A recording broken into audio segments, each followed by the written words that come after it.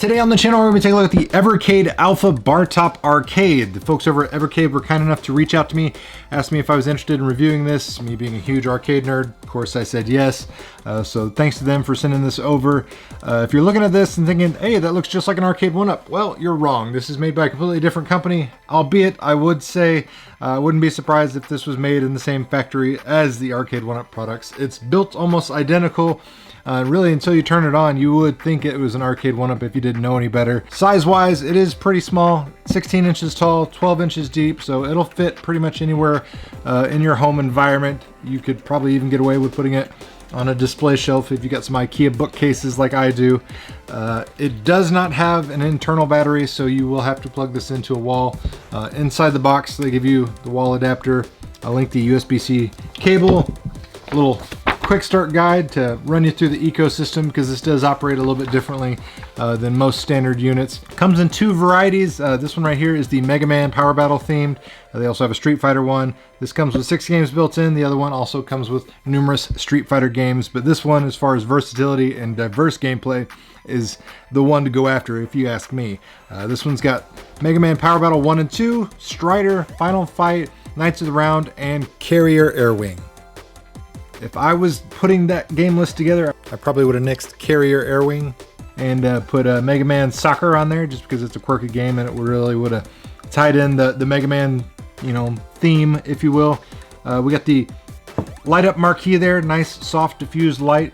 You can pop it off really quickly. Inside the box they even give you some alternate marquees. So if you want to switch it out, you can put Final Fight up there or Strider. Initially, my first impression was like, that's kind of a neat idea, but in reality, slapping a Final Fight, you know, marquee up there, you still have all this Mega Man artwork, so are you really gaining anything? So maybe, you know, for collectors, putting this on the wall, that'd be okay, but as far as actual use, I don't think I would ever use these.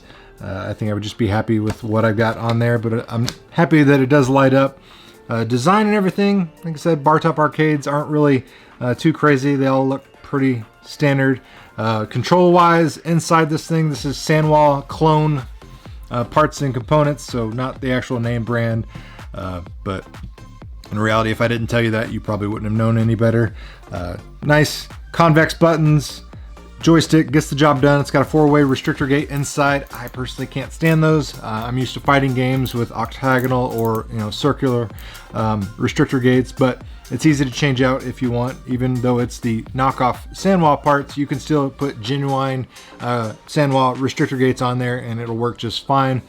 You got a start button, a coin select button up here, a menu button, and then on the front of it we have an illuminated coin button here, which actually serves as the power button. You've got a 3.5mm audio jack, so you can plug in a pair of headphones, earbuds, whatever, and, you know, quietly game without bothering anybody. You have 2 ports here for the cartridge slots, because this does take cartridges and has expansive capabilities to add more games, which is nice because that is something that really helps differentiate this between an arcade 1-up. So the arcade 1-up countertops, as they call their Bartop option, it's about $150. You get 3 games, but you're really stuck with those 3 games. There's no way to add any more games to that unless you gut the components and put something in like a Raspberry Pi. People have been doing that for years. Whereas this thing, if you get tired of those 6 games, you can actually buy some cartridges that Evercade makes that has even more games on it. You just load it up in there in the cartridge slot, and bada bing, bada boom, it automatically reads it, and then you've got more games included. These are, you know, definitely collector friendly. They come in these little clamshell cases. They're a little bit brittle, I'll give you that, because all of mine showed up with the tops of them smashed and broken, but for collectors for sure, gives you that nostalgic vibe of having that physical media in your hands. So about the size of a Game Boy, but each one has a different variety of games from different publishers. So we got Toplin, Data East, a lot of smaller publishers out there. If you're looking on this and you're expecting some of the top tier licenses, you won't find that, unfortunately. They have over 500 games licensed to the Evercade ecosystem, but for those major heavy hitter, you know, AAA titles, you're just gonna have to look elsewhere because, you know, for licensing issues and cost issues, that's just not something Evercade is really strong in as far as the licensing. So a couple of the weaknesses right out of the box, I noticed that there was no protective acrylic or any kind of plastic display on top here of the control panel. And I can tell you, you're going to have experiences if you're using this a lot where you're basically going to rub off the artwork. Arcade 1-Up made that same fatal mistake when they released their early products.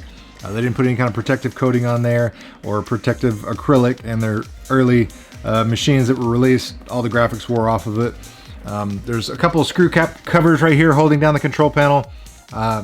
When I was popping those off to examine the insides of this machine and everything, it immediately chipped the graphic there. So that lets me know that this is not, protectively coated with anything, and it's going to run into the same issues as Arcade 1-Up did, where without any kind of plastic protective overlay on this control panel, your hands are just going to end up rubbing away those graphics over time. So that's a little bit disappointing to see.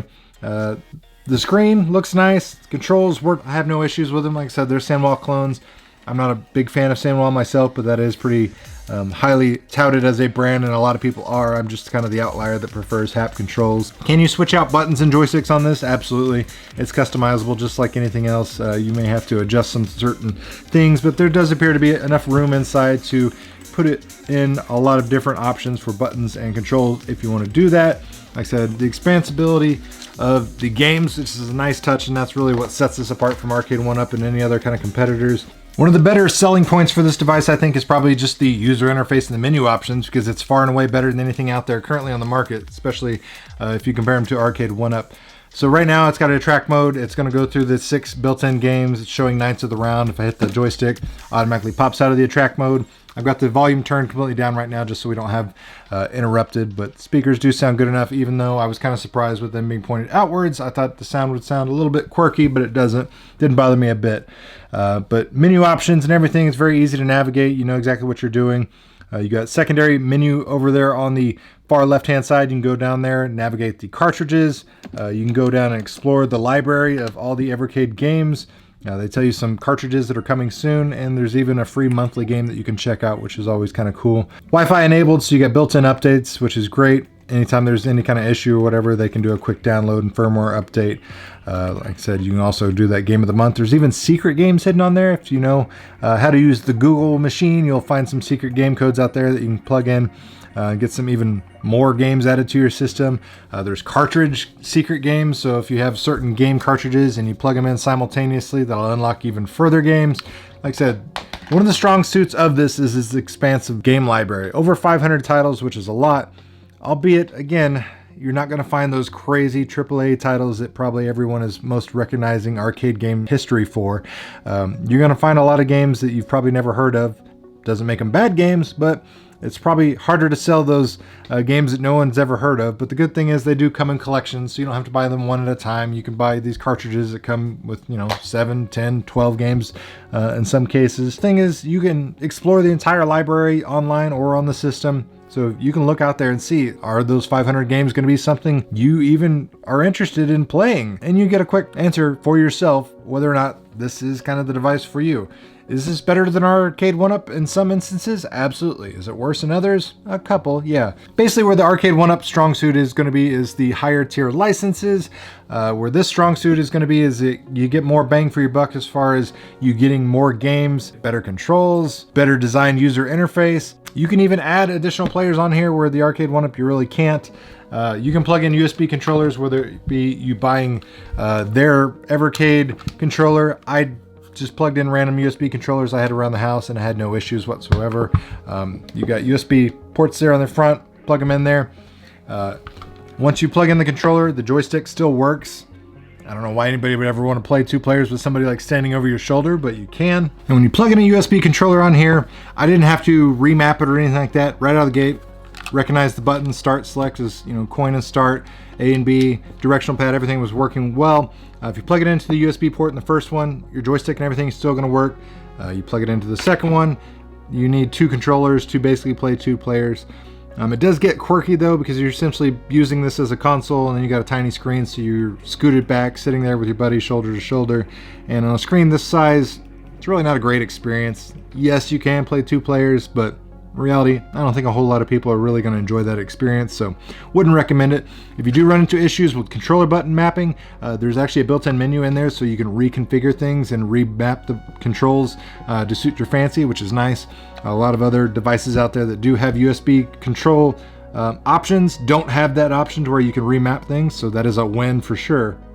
One of the biggest drawbacks for this device, if you ask me, is its lack of HDMI out. I think it really needs that, and I think that would truly make this a great expansive option for people out there that are not familiar with modding and they don't know how to gut everything and put a Raspberry Pi or anything like that. This needs an HDMI out, and I have a sneaking suspicion the only reason it doesn't have a HDMI out is because Evercade also has a product that they're releasing called their VSR, which is basically a console version of the brain inside this that has HDMI out and allows for USB controllers and takes all the, the game cartridges and everything. If they put HDMI out on this device, I think it would cannibalize the sales for their VSR unit that they're trying to sell right now. So I understand why they did it for a business standpoint, but from a collector, gamer, and consumer standpoint, this absolutely needs HDMI out. It's the one thing that is truly missing the most, and that would just add so much extra value. And if you're coming at a higher price point of $250, you need all the bells and whistles you can get to help justify that higher cost. When it's all said and done, it's got some pros and it definitely has some cons. I have some concerns again with the graphics and the control panel and just not having any kind of protection there. I will say it did freeze up on me while I was testing this unit. The system completely locked up, so I have to mention that absolutely.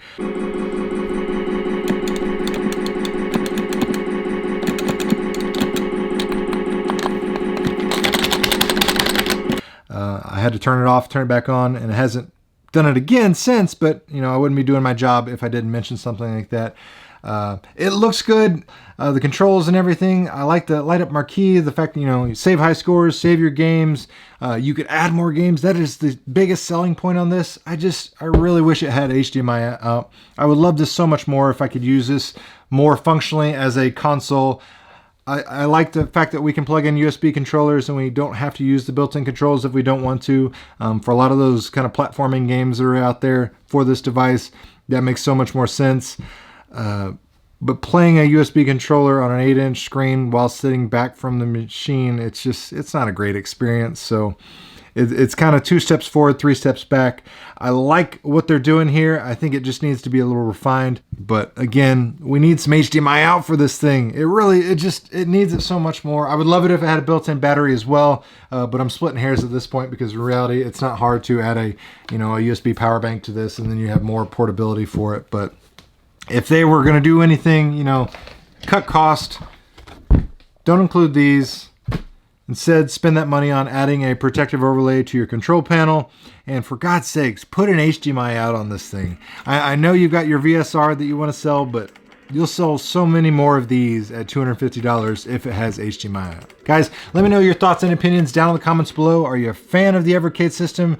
Are you a fan of Mega Man? How do you not love the Blue Bomber? Let me know your thoughts and opinions down in the comments below. If you enjoyed the content, make sure you hit the like button. Share this video with your friends if you found the information helpful. And as always, thanks for watching, guys. Really means a lot.